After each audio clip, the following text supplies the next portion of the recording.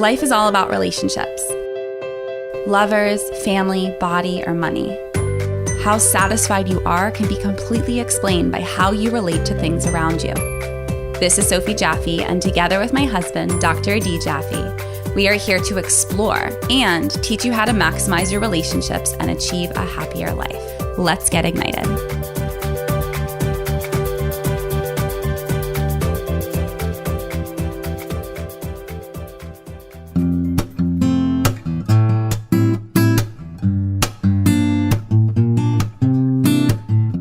This episode of Ignited is brought to you by Chosen Foods, a San Diego-based health food company best known for starting the avocado oil craze. You know, I love avocado oil because I can't burn down the kitchen. I mean, it has a really, really high smoke point, like 500 degrees, and a really beautiful neutral flavor, so I don't mess up the food even if I forget it on the stove for a little too long, which, let's admit, happens every once in a while.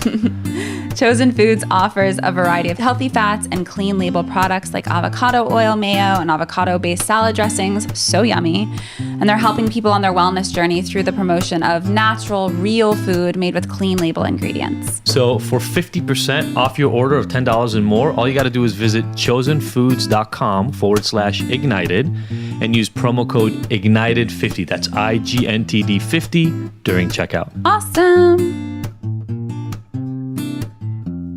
Hello, everybody, and welcome to this episode of the Ignited podcast. I'm Adi Jaffe. And I'm Sophie Jaffe. And we haven't done one of these going deep, I feel like, in a little while. Yeah. We've done a lot of interviews recently. We have. Yeah, we have amazing, exciting people, and we're so excited to share those humans with you.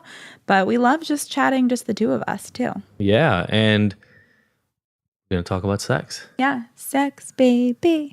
Let's talk about you and me. I love that you always sing that song when when I say that. It's like one of my, I think it's one of my favorite things about you. Oh, I didn't even know that I did that. All the time. That's so funny. Like every time we say we're going to talk about sex. I want to do it again right now. Do you? Yeah. You see? It's an automatic reaction. It's like a trigger you have from junior high or something. Yeah, it must be. That's so awesome. Funny. Yeah. So I actually... You were right before this. I thought we had done one of these, but we hadn't. We had talked with other sex experts. Yeah. And like people who are in the realm of sex. And then we talked about like sexual experiences, but more in the context of sexual harassment and body image and that sort of stuff in the past. I feel like we get a lot of questions through DMs and through email about, you know, not even related to our story. We share our full story in another episode and another Going Deep. And there's a lot of things connecting to sex from that. And we'll probably reference that a few times. But just as a normal relationship, I think we as humans are curious about others and like, how much sex are they having? Sure. Is the amount of sex I'm having with my partner normal? Is it too much? Is it too little? I'm single. All the questions that come up. And I know there are times... not anymore because I'm really like comfortable with where we're at no matter where we are because we're so communicative and we know the reasons why we're not having sex if we aren't. But I feel like definitely just even a few years ago, I was self-conscious about like, are we having enough sex? Are we not? Totally. Is it too little? Okay, now I'm in my head about it. Now we're not going to have sex because I'm in my head about it. All of that. Sure. And I mean, I think probably the experiences we've had around whatever you want to call it, sex addiction or all that kind of stuff will come in because they affect our sex life.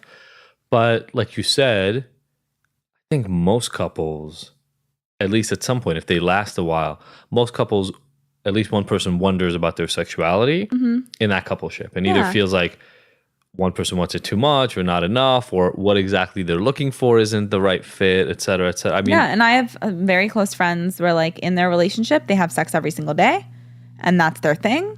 And that works for them. They can't imagine it any other way because that's who they are in their relationship. Do you know somebody who's been together for a few years where that still goes on? No. And I don't, yes. I haven't checked in recently though to see like where they're at. Now they're engaged. And not saying that that's going to switch things, but it has kind of been the honeymoon phase of dating for them. And they've been living together though. But I'm curious, like once they have kids and once they kind of settle into who they are as a relationship, if it changes. And if it doesn't, great, more power to them. No, totally. I think for me personally, I've never been a have sex every day. Like when I was single, when I was in a relationship, when I was dating, like I'm just not an everyday sexual type of person. So I think it has something to do with who the people are as individuals, and then that chemistry when they come together, and then the reality that is their lives, their work, their children, their stressors in their environment. Yeah, and that's what I mean by things in our past change that, because you also had a pretty weird relationship to sex earlier on in your life. And we talked about this a while ago. We talked about it in that past podcast. Like, you started feeling weird as you became a woman instead of a little girl, and men started looking at you in an off sort of way. Yeah. What felt wrong, you kind of shut down your sexuality in some way back then. Sure, in some ways I definitely did. And I think if you have a vagina and boobs, like that just happens to you in general. I'm going to just speak for myself, in America, in growing up in this world, this society, I was constantly looked at, fawned over, kind of bombarded with sexuality from older men from a very young age. I remember living in DC at the time, and I moved away from DC at age 10. So I was 10 or under. And I remember feeling very uncomfortable around some men, like certain friends of my dad's and certain neighbors and certain dads in the neighborhood. And, like, it's interesting because it's hard to really pin down like what it was. They might not have even said anything, but it's just the way that they made me feel. Yeah. And that makes some people react by becoming over-sexualized. Other people just kind of ignore it. No, I shut that shit down. Yeah. So I think that probably has something to do with it. It was like my defense mechanism. Yeah. Because again, I think we definitely did talk about this, but like when we started out dating, sex wasn't a super comfortable thing. And I don't even know if I was hypersexualized. Compared to you, I was for sure hypersexualized. You were regardless. Anyone that spends that much time in strip clubs and watching porn and dating strippers, please listen to his story so that you understand the context of this, because I know it sounds fucking insane to someone. Some people just push stop. They're like, fuck this. Bye. But yeah, Adi has like quite the interesting history with drug addiction and drug dealing. So along with that came this other dark side of like all this sexuality, and it was just part of the reality. I think they're all connected now. Like, honestly, I feel like I talk about this more and more now when people ask for my early story, and I talk about how anxious I was around girls from the first time I asked a girl out and got totally turned on and not bullied, but like shamed for it in school. I shut down asking girls out, and porn, strip clubs, all these other ways, drugs with women were the ways to make sure that I could get some without having to really be intimate and put myself at risk. So like being a drug dealer that had a lot of money and a lot of drugs, I got more sex than I would have without that, because I didn't really know how to approach women normally. And so and like I was being fawned over, and like people falling over themselves to be a part of like this action. Let me just tell you what's up. But like honestly, I was if people could see you right now, just so you guys could all get a picture of what's happening right now as Sophie is talking about her being fawned over. There's a baby sucking on like half a nipple. There's Let's just be honest about it. An old couch that we moved to my office because it was too dirty to be in our actual living room. And we're in the garage of our house. And let's be honest, I was crying all morning. Yeah. I'm looking rough. I have glasses on, hair up in a top knot. Like, it's sexy. It's like, looking good. I'm going to go pick up the mailman now. Get fond of. So, but you're saying, I'm also sweating a little and I smell. So not now maybe, but when this started developing for you, you felt kind of like you were being hypersexualized. I felt like I was being hypersexualized, so I shut it down. And even, like, you liked kissing.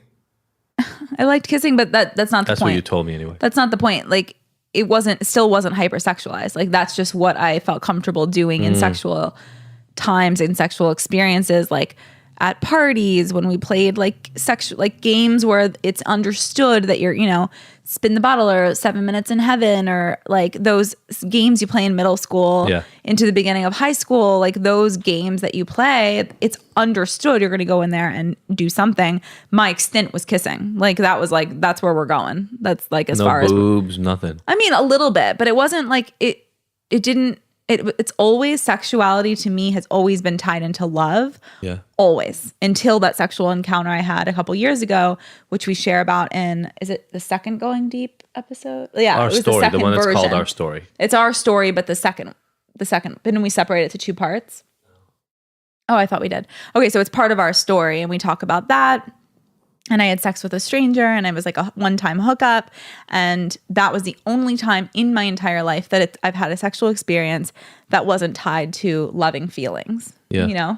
Like not my first boyfriend, Keith, but that guy I dated, Eric, like that definitely wasn't love, but it was loving feelings. It was sweet. We were dating, Sure. And I think what I'm saying partially is what got turned off is that kind of just raw sexual. Oh, yeah. This feels physically good.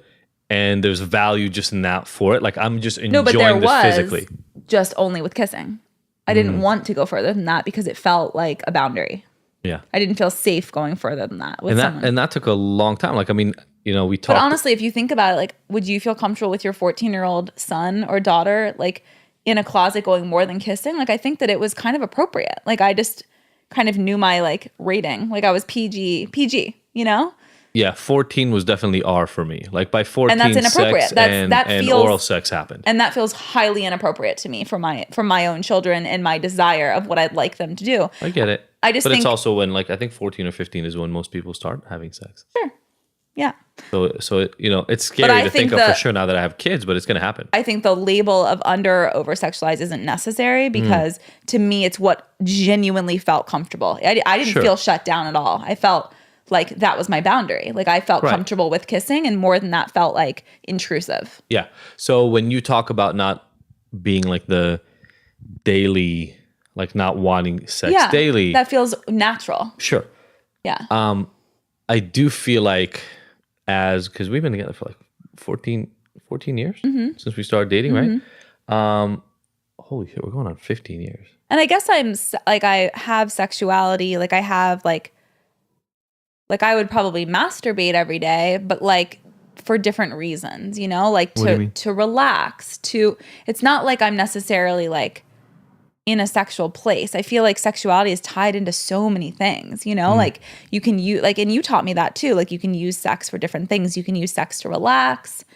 You can use sex to like kind of escape a little bit. Like I like learned that from you, and I feel like I use masturbation in that way always, like I feel like I still felt comfortable like pleasing myself, but it was like a 3-minute thing that took me into a nap or put me to sleep or something. Right, but it's still relaxation around sex instead of like meditation.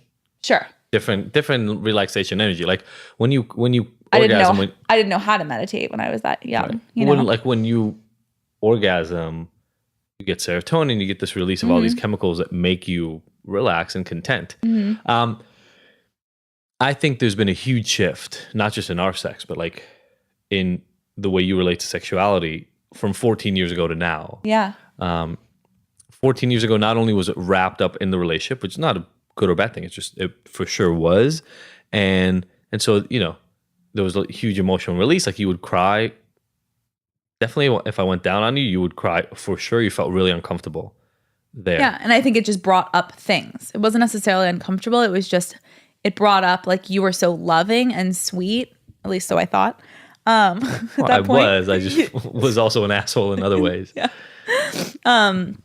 Compared to my ex-boyfriend, I think that you were a grown-up. You were consistent. You were a good human. And like he has good traits, but like overall, like we did not have a good relationship and he did not treat me like he was a good human. And you did. So I think that brought up a lot. It's kind of like the release I had this weekend when I cried during that massage. It's a physical, intimate thing that brings up a lot of feelings, Yeah, and you are really emotional. I'm very emotional and I love a good release. I love a good cry. Like I like build up the need for that release, Yeah. and that it's important to me to have it. And I think that was a way, and I felt safe with you to go there. Yeah, I like that word. You used it this weekend when we talked about like an empath, right? Like somebody who connects and empathizes with a lot of people around and really feels the energy in the room, etc. Yeah. So I think if we want to do this right for people and kind of walk them down this line, I just want to point out, like, so that was a story when we first started dating, you know, going down, and you were like, I didn't really know what was bringing it up, but it was very emotional for you. Versus like this weekend when we went to Palm Springs, and we got a house, and we kind of had this multiple birthday party. And the second day when you were relaxed, I come in the room and you're like, I need you to go down to me. Like, that's a huge transition for you. Like, those aren't two different people. Right. But 15, 14 years ago, you weren't ever going to ask for it. Actually, I think maybe that's another really important topic, is like, you were never comfortable asking or initiating for what you wanted sexually at all. I wasn't comfortable initiating. Like, my first boyfriend from age 15 to 20 just took me when he wanted me and did things when he wanted to, and was like, it was his world and I was just living in it, you know, and like dealing with his emotions and dealing with his ups and downs. And he was a Cancer, so he was super, super sensitive. He was probably like, his entire chart was probably in Cancer. But again, I was living in his world. So like, our sexuality was on the waves of his emotions. So if we were in a good place, then we had great sex and it was loving. And, you know, if he wanted to like show me who was boss, then he used it in that way. And it wasn't really, there was no space for me to like want it and desire it. And like, you think there was no space for you, or it felt unsafe? It felt unsafe. Because like, if you asked for it in the wrong time. Because it felt unsafe. Yeah. So that took you a long time between us. Yeah. I mean, a long time, I'm saying like, maybe in the last like 3 to 5 years. Yeah, I had to like unravel all of that pain. We used to talk about that a lot in therapy, because it's kind, it's kind of funny that I feel like I want to organize this for people better, but we're kind of going all over the place. But like in therapy, when we got over the sex addiction stuff, and we were actually just working on our own intimacy and communication and just becoming a better couple, it felt weird to me at some point to say like, I want you to tell me you want it sometimes, because otherwise, as a guy, there's a sense in my head like, well, if she's never initiating, maybe she actually doesn't want to have sex, which turns me off, and then makes me not turned on, because like, I want my partner to want me. You know? Yeah. No, it's so important to like both parties to initiate and make it fun and have ideas. And honestly, the last few months for me, I've just been so in survival mode, like understandably, like I just had a baby. Before that, I was like just building the baby and still trying to be a mom and maintain my life. And there was just no extra space for like creativity or spontaneity or anything like that. And now I'm starting to feel a little bit of space. And when we got away this weekend, I got to actually feel that, and like that Kundalini energy, that, that sensuality, that like part to myself that has been sleepy, and there's just been no space to let it come alive, Yeah. So, again, it kind of really speaks to both from the emotions and we talked about this in a recent podcast, kind of the habits and the rituals part of things. You have to build some of these things, because until you felt even comfortable, or let's just even say okay, until you felt okay asking for it, probably in your head, even wanting it, recognizing that you want it, even though it's not brought up by somebody else, and then realizing that that's something you need to then ask for, and that that's okay. That the fact that the fact that you have to ask for it doesn't mean there's anything wrong with the relationship. It just means you want something, and just like in communication, you need to express it. Yeah, but that, as you can see, I even have trouble asking for what I need in the relationship. Like I've only in the last few years figured out how to vocalize that, because like I haven't really wanted to, I don't know, like I have like uncomfortability around asking for what I need in all areas, right? Yeah. I mean, I think a lot of us want other people to read our minds and just give us what we want when we want it. Because we do it, right? Like, I want something to eat. I can go upstairs and get something to eat. Why doesn't it work that way with other people, that when I want something changes about the way I talk to you, or you can just tell, oh, you seem like you're hungry and you get me, or oh, you seem like you're horny. Do you want to go have sex? Like I think we want that to happen because our own experience is so centered around the way we see the world. I feel like I do that for you though, don't I? Do what? Kind of read your mind and tell you like, oh, I see you're like I can tell you're probably hungry. That's why you're being kind of X.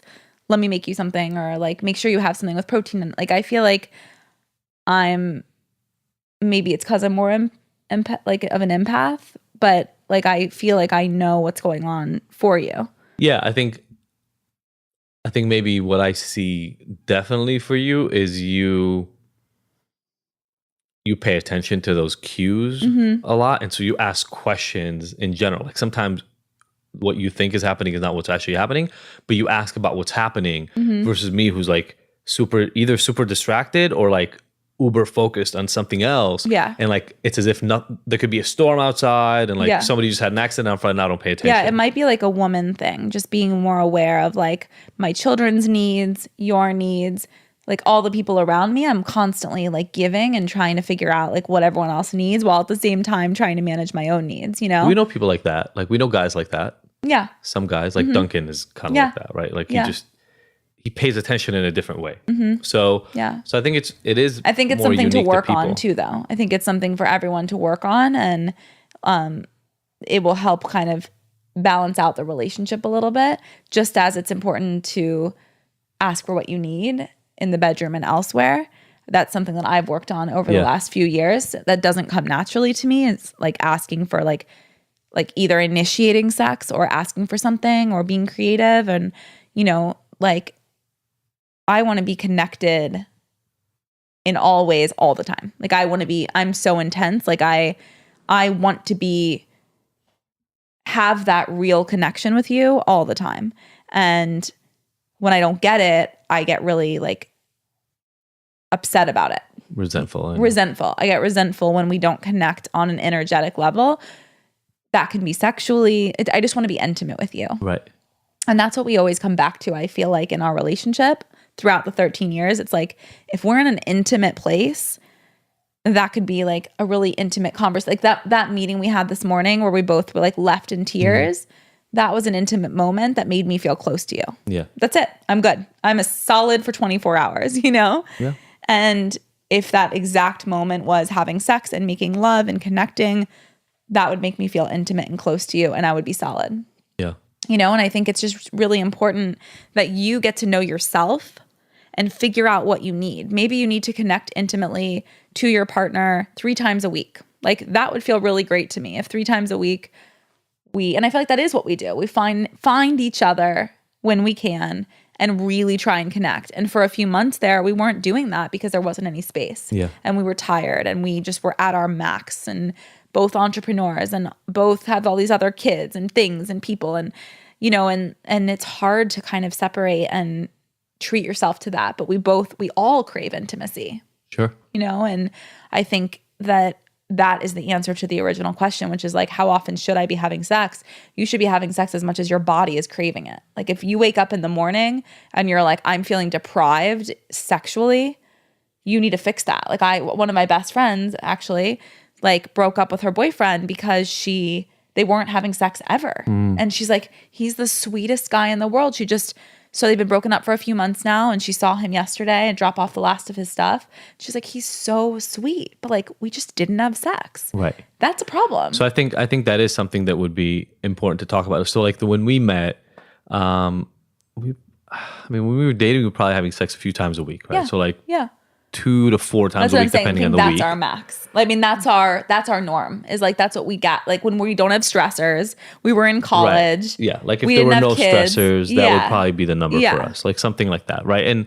And sure, I mean, there are definitely people that I know who have sex every day. Sure. And maybe like when you first meet, some people even have sex on a regular basis more than once a day. Like when they're first dating. I think when we kind of settled down, or like when we got to a normal state, it was like, I don't know. So I think about 2 to 4 times a week, and it probably changed week by week, et cetera. And we, it's funny because we dated, like we had that first year and some of dating, but I would say even towards the end of that year, our kind of sex started falling off. Yeah. Like it got down to like once a week, maybe twice a week. Yeah. And again, like you can't deny that emotional things and psychological things and stressors don't play a role because, you know, I'm kind of fuzzy on the timeline for us, but I know that like me graduating from UCLA brought up a lot for us. Like Adi emotionally distanced himself and started being mean to me because I didn't know what I wanted to do for a living. And he was very judgmental surrounding like what I was going to do. And like I wanted to travel and volunteer in a school in Guatemala. And like I was kind of floating trying to figure it out. And we can't deny. And that's kind of when he started to cheat on me.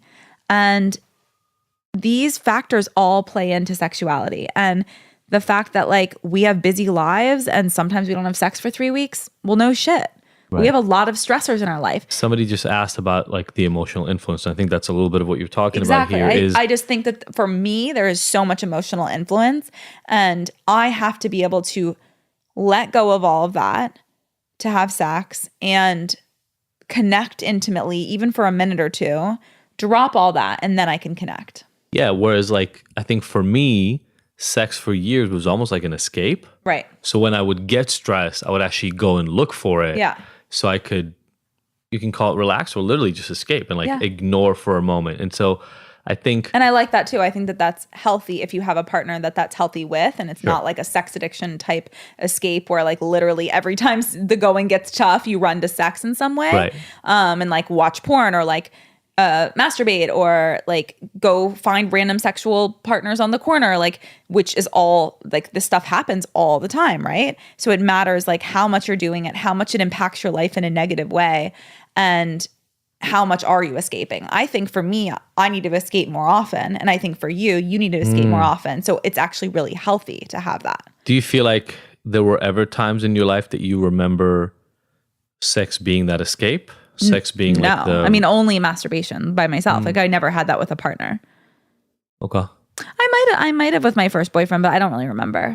Yeah. Yeah, I don't like, I choose to block most of that out. Sadly. Yeah, so that's kind of where it started for us. And I have to say, in addition to that, I mean, for sure, compared to some of the sex that I've had in my life, like we started off with, people call it like vanilla sex, but like pretty normal sex, right? And so you're laughing. I'm waiting for the next question that comes up. These questions from Instagram are hilarious. That's awesome. I asked you guys to tell me, like, ask a few questions just to get this going and see what you guys want, and like, just hilarious. I'll read one in a minute.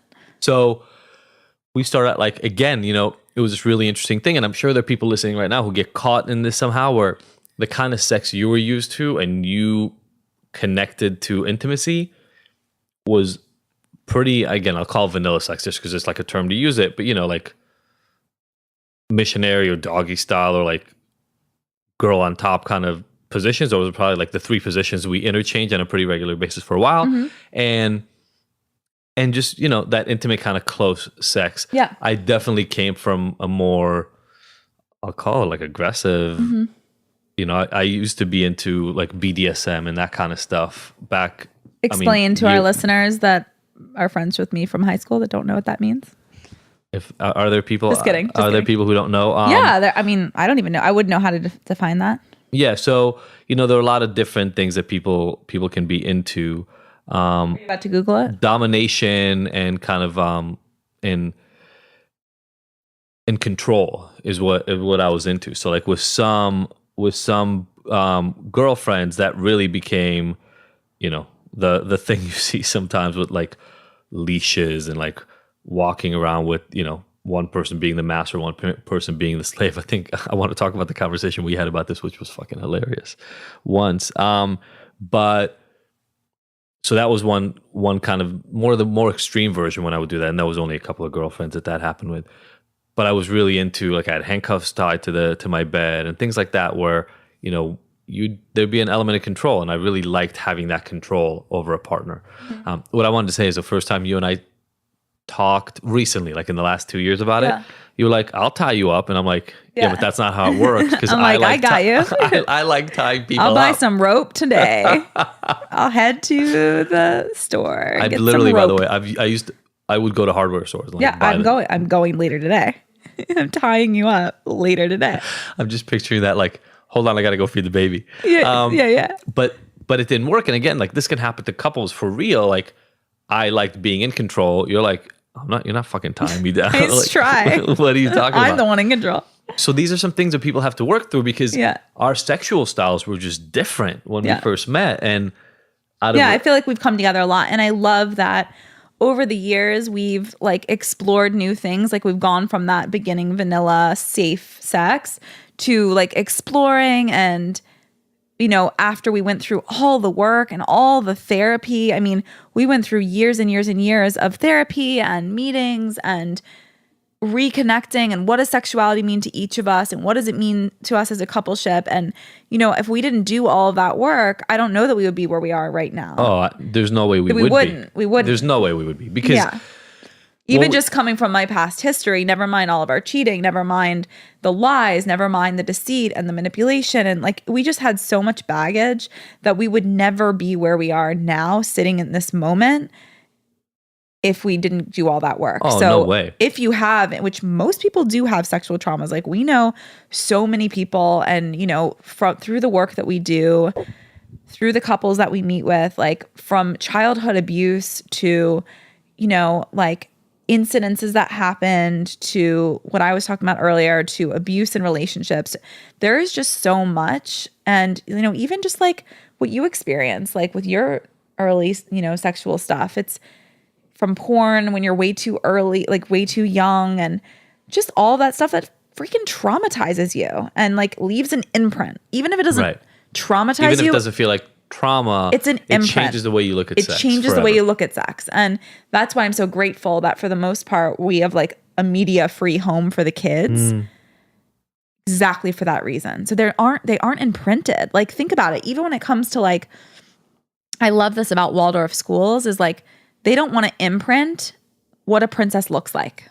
Sure.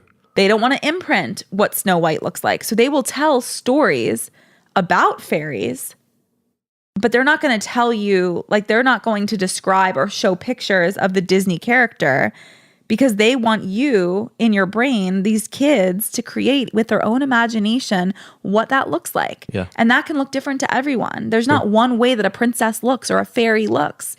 And same thing goes for sexuality and same thing goes for sex. There's not one way. There's not a certain amount of times you should be having sex every week or month. There's not like a perfect position. If you have vanilla sex and that turns you both on, fuck yeah. Like, bring it on. For us, we've been together 14 years. So after the first few years, doing all the work, we both were in a place where we felt safe enough to take it to the next step and try new things together that we had both never tried. Yeah. And that was a big decision. So one of the decisions was, because I think if you remember when we were having the conversation, I wasn't even really clear on where to go. Like we felt safe in moving somewhere, but then I actually didn't really feel that safe going back to things that I'd done before. And I didn't feel safe going back to some of the things you did before because it felt triggering.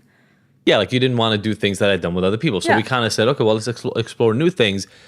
And that is A, exciting, and B, sometimes scary. Like, well, newness is always scary. I think we talked about about this before. Like walking into a sex store the first time was hard. Yeah, I definitely cried the first time we went into a sex store because it was so much information at once, stimulation overload. And like, I had watched like some HBO as a kid and I had seen like porn magazines when I was a kid, like Playboy, and like I had seen porn here and there, but like I wasn't ever overly sexual. And like, because I was allowed to have those things and it wasn't taboo, my mom was very open about like watching something like that or like letting me have HBO in my bedroom. Because it wasn't taboo and not allowed, I felt like I could have it if I wanted it, and I really didn't want it. I didn't really want to sit and watch that. It felt inappropriate, like I said, just like moving past that point in my own sexuality. Yeah. And I had those boundaries for myself. So it's interesting, like, yeah. So we had to, like, we didn't have to. We wanted to try out new things. Yeah. But the thing was, we didn't even know what that means because we hadn't tried, like we hadn't done them at all. So we kind of literally had to explore together and see what's out there to even get to. And I think that was a big decision because I think for a lot of couples, for sure, even, by the way, even in the kind of sex that I was having, decades ago, like with different partners, there was never really a conversation about like, what do you like? What do you like? It was more like, we're going to do this and we're going to try to figure it out together while we're in the middle of it. Exactly. Yeah. And we talk about this in another episode with the woman from, what's the name? Juicebox app? Juicebox. There's an app called Juicebox. You should go back there. I think we still have some credits that you guys can use. I'm not 100%, but go back. Free sex coaching. Free sex coaching, y'all. Get it. The Juicebox. Just search for Juicebox under Ignited for our podcast. So yeah, like it's so important to, when you get with a new partner, talk about what you both like in bed. And, you know, maybe not in the very beginning, but soon after, like when you start having, if you guys can have sex, you can have these conversations. It is very intimate to make love and have sex with someone new in a relationship.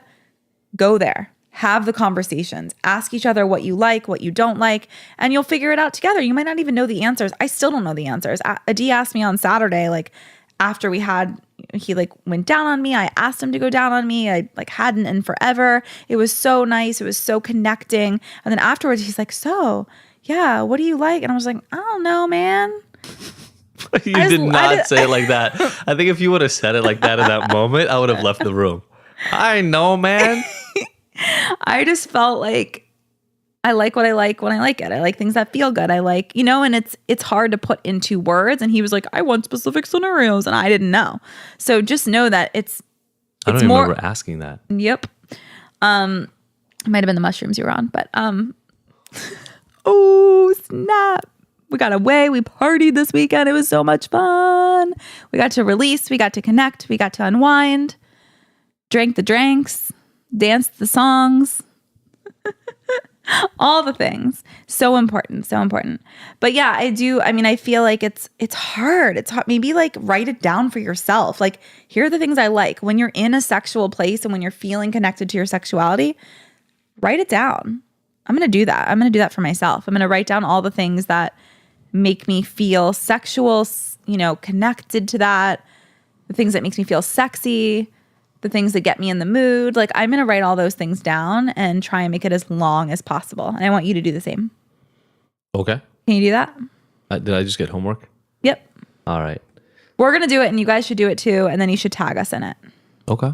Por favor. You can send a DM if you're not into sharing it on your actual story. Just send it in a DM. We can't wait to see. Sophie, like, tell us what you like sexually. Put it on your Instagram feed and then just tag us. No shame, guys. Okay. So that was a move. The first move kind of just being exploring. And now we're talking about, you know, really gradually discovering some of those things. But one of the things I'm hearing for you is still discovering. You're still exploring, trying to figure out what specific things. Shouldn't we forever be exploring? Yeah. I mean, but I guess what I'm hearing even is like in the exploring, you haven't yet identified specifically the things that you really like. Sure. And I think there are things. It's just hard in the moment to think of them on demand. But yeah, I mean, I think if I sat down with pen and paper, I could definitely figure it out. Cool. Yeah. I mean, it's just kind of funny, right? Like we go to dinners all the time with our partners. We cook food. We do all these other things. You know what I like to eat. It's kind of funny that we don't do the same thing around sex. Exactly. Completely agree. So if you know what you like to eat and you know what you like on your pizza and like what sushi you like and how you like your chicken made, yeah, you should probably, this is really a good kind of exercise. You should probably figure out what you like sexually. I'm doing it. Okay. Doing it. Yeah, I don't think you know how you like your chicken made, by the way, because you don't eat that much chicken. I don't eat that much chicken. So, okay. So not as important, but I do like sex. So I should probably know that. Thank God for that. Yeah. Okay. So we've been through a lot of transitions. Like we said in the last year, not a lot of sex. Like probably, honestly, literally in the last year, just if we're being honest about it. Like on two hands. The amount of times. 10 times, honestly, at most. Yeah. Since like, from like the middle of your pregnancy to now. So probably the last like 9 months. Yeah, I was very sick in the beginning. I had no sexual drive. Well, first of all, my boobs hurt in the beginning so much to the touch. So that wasn't happening. Then I was throwing up for a solid 5 months. So that wasn't happening. And then after that, like Adi's actually not that into to pregnant women. Yeah. So he just wasn't really, he didn't have much of a sexual drive. So. And that was a thing, like that was a thing for us to overcome because I remember there were actually specific times in your pregnancy that you were scared that I was just no longer at all attracted to you.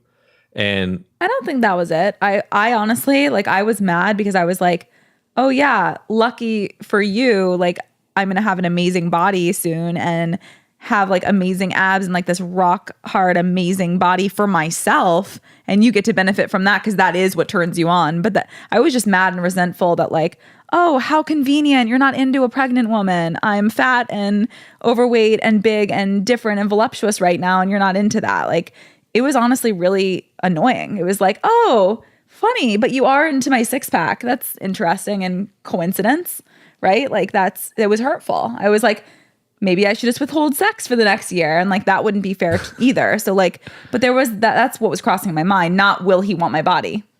Okay. Because you actually said that once. You actually were like, I feel like you just, there might've been a moment where it felt so powerful, but there was also this reality check in the background of my brain that was like, he is going to want sex again. He is going to be turned on again when my body's back to where it was. So can I ask a question? Yeah. Do you believe that no matter what I looked like, you would be equally attracted to me? I don't know. I've never seen you fat. So. Well, I mean, you've never seen me gain weight. I've never lost my hair. There's a lot of stuff that all those things are going to like you're not going to get necessarily overweight, but you're definitely your hair is going to change. You're going to become older, like, I don't know. Yeah. My plan is to stick by you, but maybe I'll abandon you like you abandoned me. Mofo. All right, so stay tuned for that. We'll have a follow-up episode on when Sophie no longer will have sex with me at all. And then maybe like the porn will come back. Who knows? Yeah, bye. And then we also had a question on postpartum. So just wanted to like kind of cover that. Wonderfully Right with a W. Wanted to ask, she said she's 7 weeks postpartum, still has zero interest in having sex. Is that fair to the husband? Girl, 7 weeks postpartum, you are in it. Do not feel any guilt.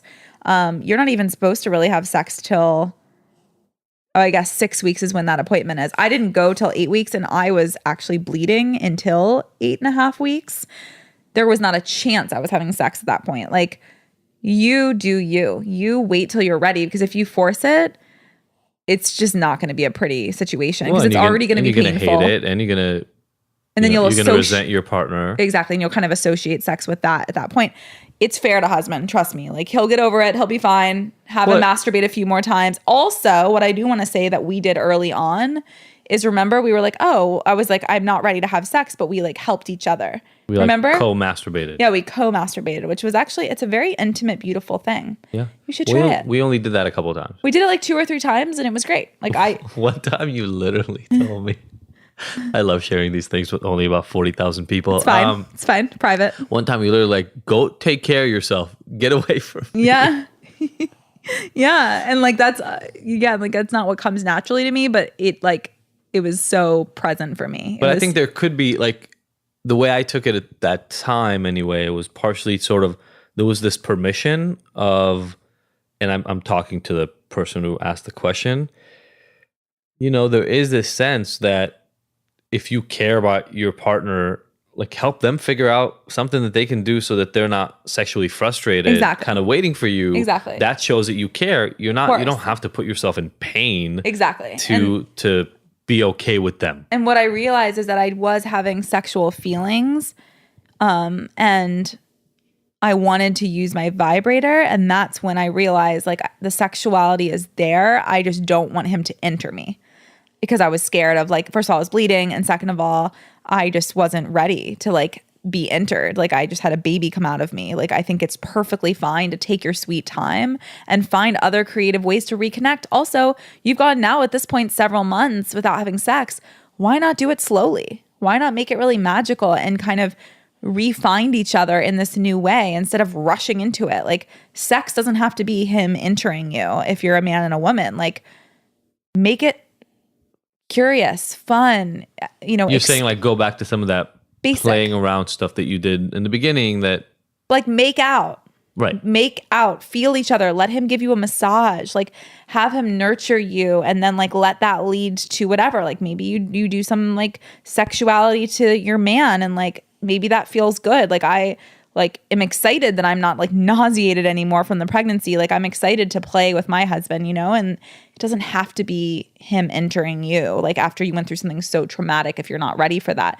And if you're kind of just turned off in general by making out, by, like, being really close in that way and, like, letting him, like, caress you or whatever feels right, like, maybe that'll start to reawaken you a little bit. Yeah. And I think that probably connects to a lot of the other stuff we talked about before, which is self-care in general.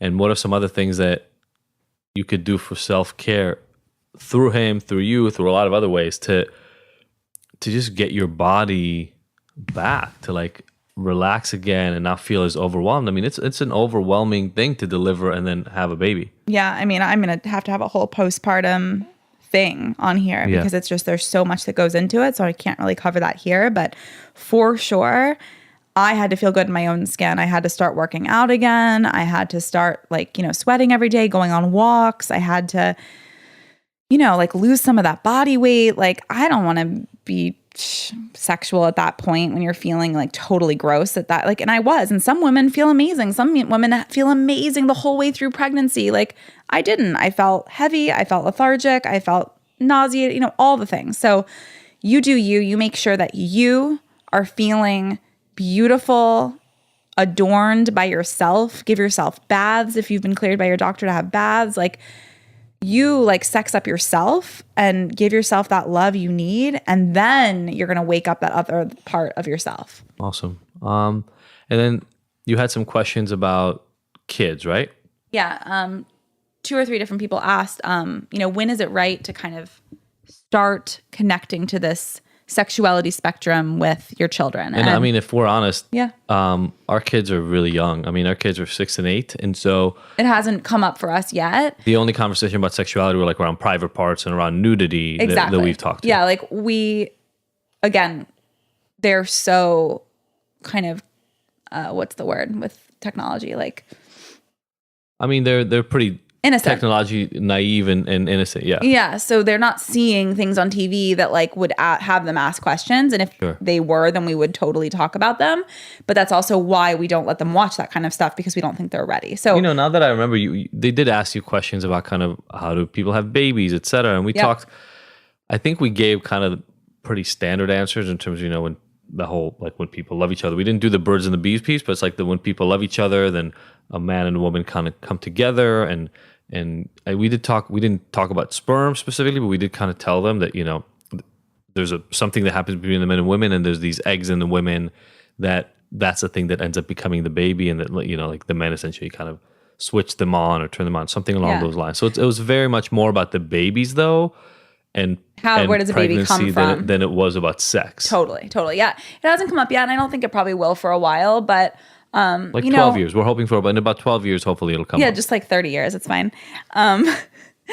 I think it's going to come up. The buzz is going to come through school. A kid is going to tell a kid that tells a kid, and they saw a thing, and then they're going to all like pass it around. So I'm sure that it'll come up for us, and we're prepared for that. And I think that when you're ready, your child is ready, and just to be really truthful and honest to the level that they're willing to accept that. Like, every child is different in the way they receive information. Every child is different in their development and how much they can take. And you as their parent know best.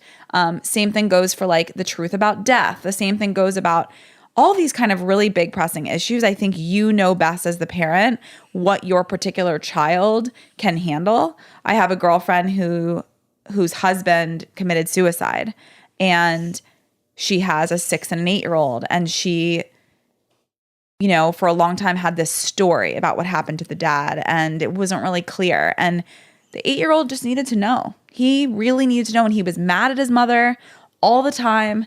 He was resentful. He was angry because he wanted to know the real story. So she finally told him every detail, the gun in his mouth, like all of it. And at that moment, he switched and he was no longer angry. It was satisfying for him. He needed to know. And she said, like, months later, it's been fine. It hasn't been super traumatic. It hasn't, and like, it's funny. Like, I feel like someone like Kai could handle something with sex differently than maybe Leo would. They're also different ages, but I think personality wise, like the way I may explain it to one is probably not the way I'll explain it to another, or maybe it will be. I don't know. But just really taking it as the child itself and connecting to that person's development and their ability to handle something or not handle something. Yeah. I think that could be a fun episode to do sometimes, to have somebody. Maybe we should just tell them about sexuality on the podcast. No. Maybe we should just sit them down, have all the important conversations here. Not at all. Just I'm kidding. gonna kick that can down the road. Just kidding. But it could be fun to have like a developmental psychologist talk about some of these things. Yeah. That could be an interesting topic. Absolutely. Yeah. Awesome. Well, thank you guys so much for submitting questions and listening. If you've made it this far, we love you. And we so appreciate all of your questions and DMs and emails. Keep them coming. Keep sharing about the podcast. We are growing because you are organically sharing about it. And it means the world to us. We love seeing all of it. Yeah. Thank you so much for tuning in. If you made it by now, then you love us. Not only do we love you because, man, was this conversation personal. But, you know, we hope it was helpful. I know you guys asked a lot of questions, and that's kind of what drove us to want to do this. We hope you have a great, great rest of your week, and we will see you next week. So much love. Bye. Bye. Thank you, everybody, for listening to the Ignited podcast. We were so happy to have you along for this ride. Please go and subscribe to this. Leave us a review. We love hearing from you. And if you want more, don't forget to go to ignited.com, where all the podcast episodes are available with show notes and so many of the little details and links from each one of these interviews. And you can look at all the future events that we have going on, all the things that make Ignited so special, even beyond this recording. Again, thank you so much for joining us. We will see you next week.